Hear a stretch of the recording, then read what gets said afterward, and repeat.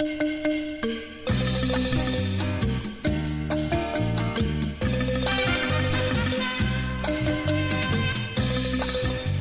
ุรักษ์และก็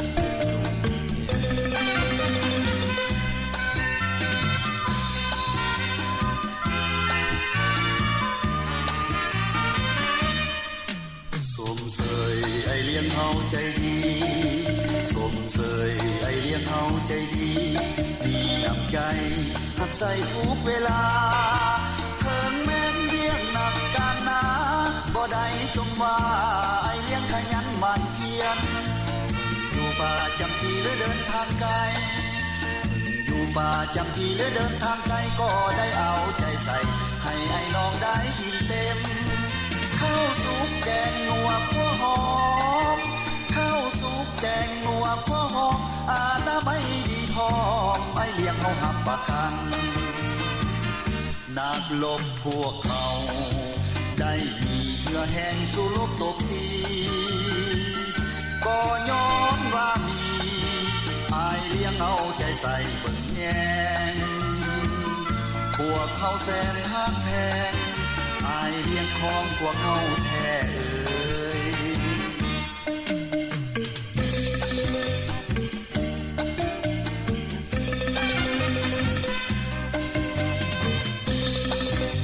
อนุรักษ์และก็ดูเพียง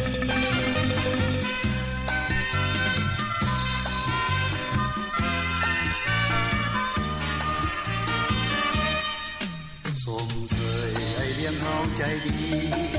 สมเสยไอเลี้ยงเฮาใจดีมีน้ำใจหับใส่ทุกเวลาเถิงแม่นเลี้ยงหนักการนาบ่ได้จมว่าไอเลี้ยงขยันหมั่นเพียรอยู่ป่าจำทีและเดินทางไกลอยู่ป่าจำทีและเดินทางไกลก็ได้เอาใจใส่ให้ไอ้น้องได้อิ่มเต็มข้าวสุกแกงนัวขั่วหอมข้าวสุกแกงนัวขั่วหอมอาณาไม่ดีพร้อมไอเลี้ยงเขาหับประกันนักลบพวกเขาได้มีเหงื่อแห้งสู้ลบตบตี